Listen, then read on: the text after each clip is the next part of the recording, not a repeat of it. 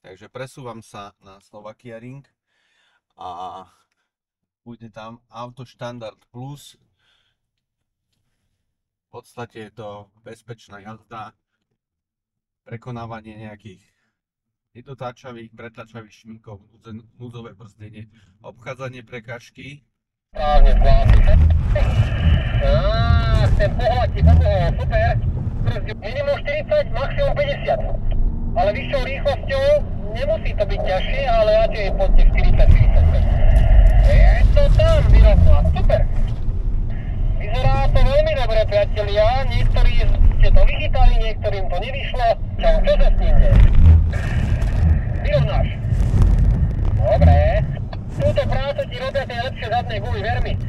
Keď máš tie predné gumy vzadu, tak by si bol extrémne pretáčavý. Vidíš, preto to je lepšie, keď už tak, lepšie mať vzadu, nie vpredu.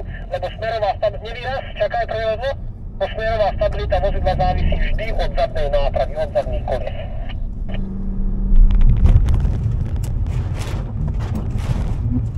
Dobre, bomba, OK.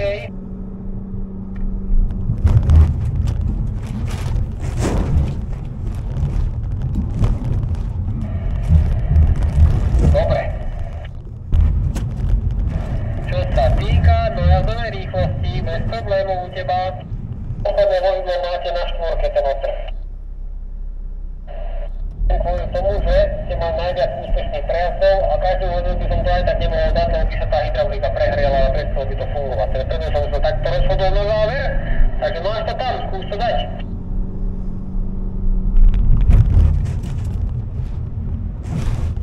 Nie to dám.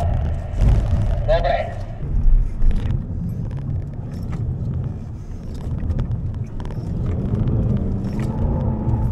Dobre, opatrne pri konci na rýchlosť. A zastavenia. Dobre, teraz to bolo úplne správne. Perfektné.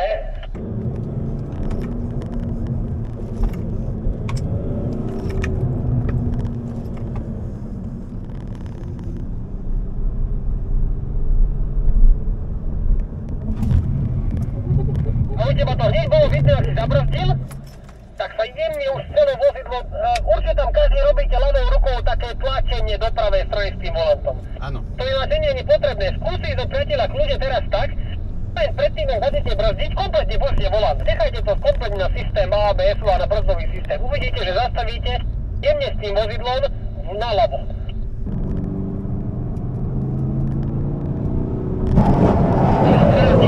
Náplno, počuť, pískali ti gumy 20 metrov. Dbajte na to brzdenie pri konci, lebo ustrelí vám to do vodidiel, verte mi. A už je mokrá vozovka. Je to tam naplno a pri konci si to už sadlo, lebo tam je už viacej vody. Na začiatku si to chytil. Vyš rýchlosť. Stojíš. Dobre. Krásne, stále ho brzdí, vidíš, jak to išlo rovno. A ty si spravil teraz zásadne jednu chybu. Kolega, poviem ti, máš sa sem pozrieť, ale zatiaľ výraz, aby mohlo ďalšie auto prichystať. Pozri, čo sa týka práca s volantom, do prekríženia rúk. Obe ruky na volant a maximum do prekríženia rúk. Keď začneš viacej vytáčať, že narúčkuješ, tak to auto úplne ide rovno. Výrazne horšie zatáča.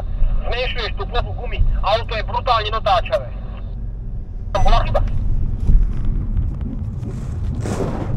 Vidím teraz u teba Octavia Kombi, v momente, ak si zabrzdil, tak ľavé vnútorné koleso strašne dlho bolo blokované ABS-kom.